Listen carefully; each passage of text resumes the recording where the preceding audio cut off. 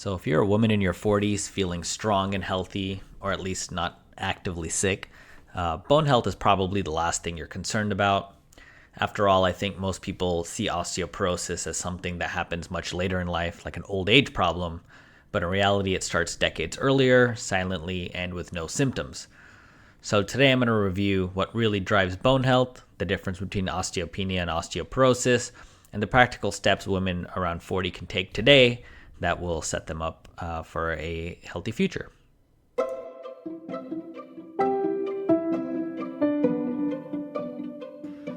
Welcome to Medicine Made Simple, your source for daily, simple, 5-minute explanations of the latest medical news.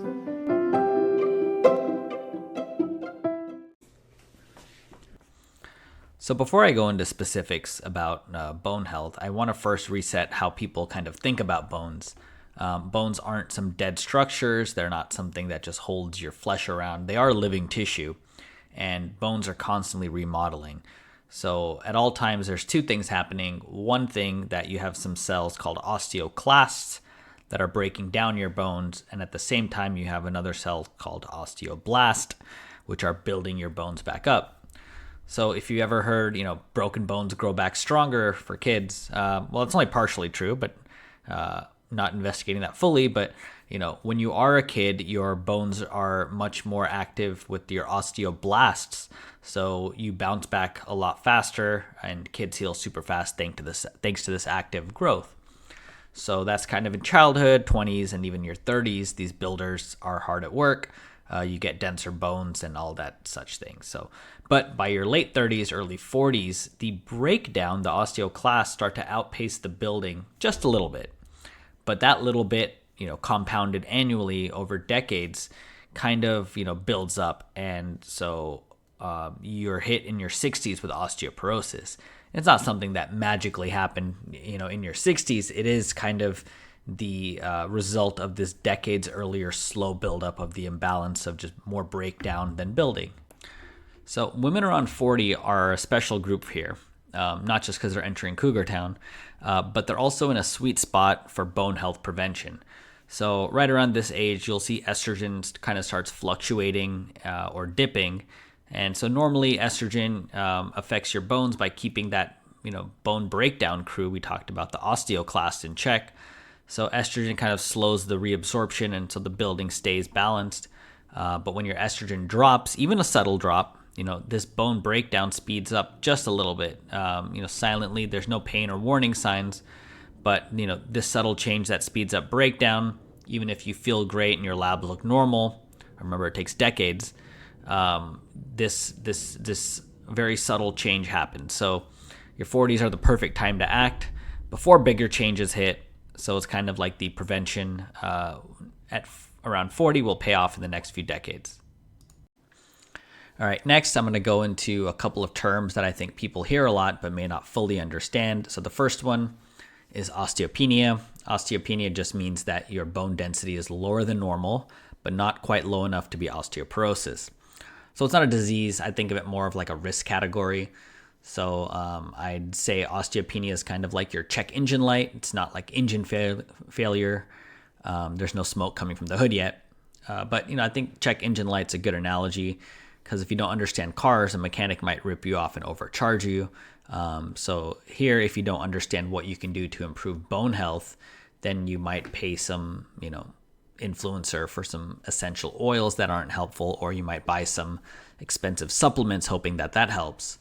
But again, we're going to go into what actually helps after this. But so osteoporosis, this means that your bones are weak enough so that fractures can happen with minimal trauma.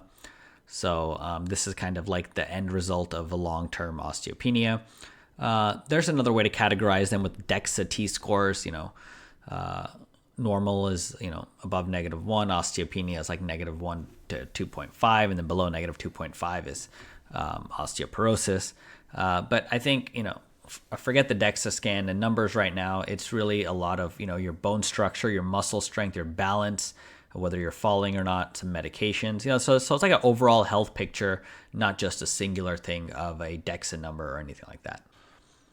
All right, now I'm going to get into the interventions of what actually works. So if you take nothing else from this episode, take this. So again, it's not going to be supplements or essential oils. My kind of overall concept here is based on something called Wolff's Law. And so this says that bones adapt to the stress that you put on them over time. So specifically, you stress your bones more, safely, of course, they get stronger. If you put zero stress on them, they get weaker. So my favorite example of Wolff's Law here is astronauts. So in zero gravity, there's no load on them, even body weight or movement. So these bones lose density fast for astronauts. They lose up to 1% of their bone density per month while they're in space. So how do we strengthen bones? So the first thing is something called progressive resistance training. So this means gradually increasing the challenge over time. So when you're doing free weights or machines, you either do heavier weights, you do more reps, or you get better form. So this is anything like deadlifts, rows, overhead press. You could do all of these things. So even women with osteopenia or osteoporosis, it's safe when supervised, and it has to be progressive. So that's the big important nuance. You have to gradually increase the stress that you're putting on your bones. You can't just be like, all right, I'm doing my 10 reps and I'm good for the week and do that for the next 10 years. You got to slowly increase as your bones get stronger, as your body gets stronger. The second thing is weight bearing exercises. So this can just be more of your own stuff like squats, lunges, whatever other things that you're doing. And the last one is impact. So these are like jumping, jumping rope. You could hop, climb stairs, anything that creates this kind of quick ground reaction force that signals bones to strengthen. And this is especially good for the hips and the spine. So, you can imagine jumping around, hopping, doing all these things. So strength training is the single most positive, most powerful bone intervention that we have, period. So just keep that in mind. The second thing is going to be nutrition, and this is a supportive nutrition, not magical. So you do need protein, calcium, and vitamin D.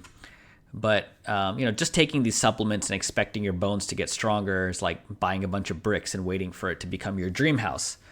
It's never going to happen, not only because the middle class is dying and you'll be renting forever, but because you need to put in the work to make it happen. So you need to do, some of those exercises I mentioned earlier. And here I want to also bring up a big problem I see for prevention is that I can sell any number of supplements at 40. I've seen expensive $60 stuff at Walmart even that promises a lot of stuff, and it'll say it makes you feel better. These kind of slow building diseases that take decades. It's kind of like a haven for shady people, because even if you do nothing, you're not going to get osteoporosis for decades, right? So, decades you can spend, buying my useless crap.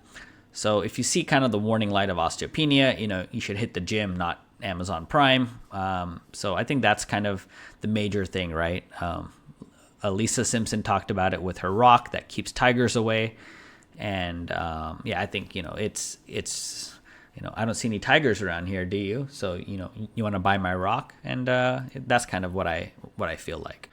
All right, I'm just going to touch briefly on medications as well. Around age 40, where I'm kind of focused on right here, medications are rarely indicated.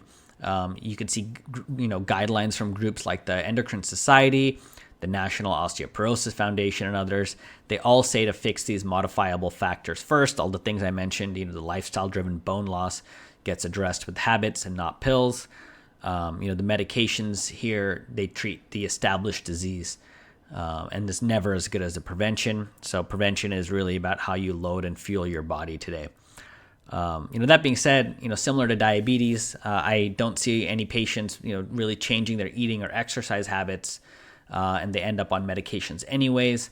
I think, human nature is that if you don't have pain or annoying symptoms, you're just not going to change your habits. So you need something to really drive that home and make you change your habits. Unfortunately, just like diabetes patients, I think eventually getting irreversible issues, nerve damage, kidney damage, the same thing's going to happen to a lot of women in a couple decades. In their 60s, they're going to have these, sudden bone loss issues that they can no longer address with prevention, and then they'll get into all of these other medications. So yeah. So the big takeaway for me here is that osteoporosis isn't really about panicking at 60. It's not about ignoring until you're older. I think, it's about developing some quiet, boring habits at 40 that I promise will pay off decades later. Osteopenia isn't a diagnosis. It's more that window of opportunity trying to help you prevent, future issues down the line. So yeah, bone health isn't really about supplements or scans or essential oils. You can get a DEXA test done if you want, but regardless of your score, the preventative changes are always going to be good for you. Remember Wolff's Law, your bones only get stronger when they need to get stronger, right? So you need to stress them a little bit. Taking that $60 natural supplement isn't going to fix or prevent anything. So hopefully this helps and makes you take your bone health a little more seriously, because I think most women today are not, and will end up with some issues in the future. So yeah, see you next time.